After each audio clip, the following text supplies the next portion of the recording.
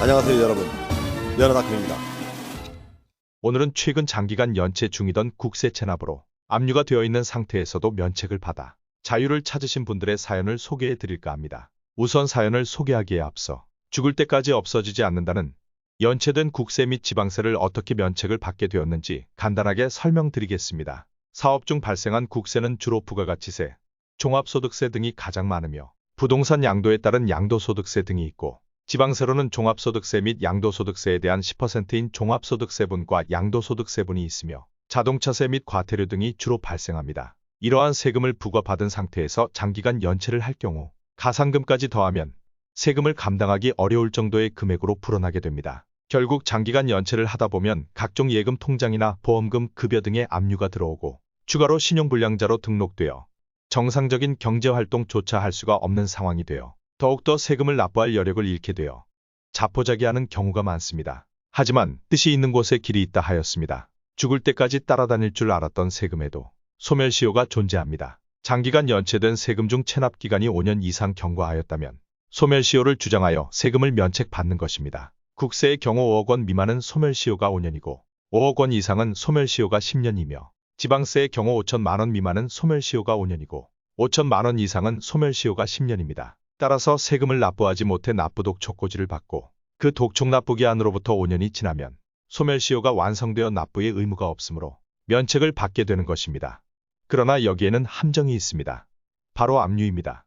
국세나 지방세의 연체기간 중 예금 통장, 보험, 부동산, 자동차 등의 압류가 되어 있다면 소멸시효가 중단이 되어 10년, 20년이 지나도 체납된 세금을 면책받을 수가 없다는 것입니다. 그런데 당사는 어떻게 압류가 되어 소멸시효가 중단되었던 국세 및 지방세에 대하여 면책을 받아낼 수 있었을까요? 그건 바로 압류에 대한 위법, 부당성을 주장하여 압류가 무효이며 소멸시효 중단도 무효이므로 소멸시효를 완성시켜 면책을 받아내는 것입니다.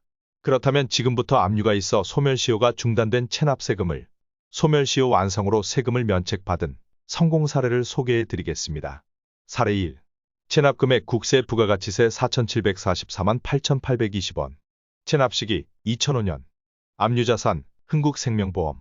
압류일자 2017년 7월부터 현재까지. 결과 2023년 10월 11일 전액면책.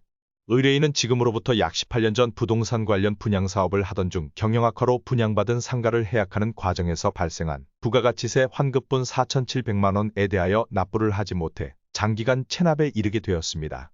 당시 파산에 이르면서 모든 재산을 잃게 되었고 최소한의 생계마저 어려운 지경에 이르러 배우자와 이혼을 하는 등 가족들과도 뿔뿔이 흩어졌고 18년 동안 신용불량자로 정상적인 경제활동까지 하지 못하여 지인들의 도움으로 일용직을 전전하면서 겨우 생계를 유지하여 왔습니다. 장기간 세금 연체로 인하여 정상적인 직장 생활을 할 수 있는 회사에 취업 제한이 있어 취업하려고 하는데 의뢰인이 체납하고 있는 국세 때문에 신용불량자가 되어 취업이 불가능하다는 통보를 받고 체납된 세금에 대하여 알아보던 중 면허닷컴 유튜브를 보고 상담을 하셨습니다.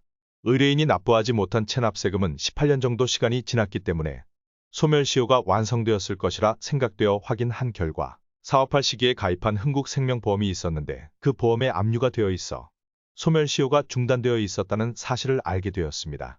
세무서에서는 2017년 7월 압류를 하고 2018년 8월 압류를 해제하였으며 2021년 6월 다시 압류를 하였다가 2022년 8월 압류를 해제하였습니다.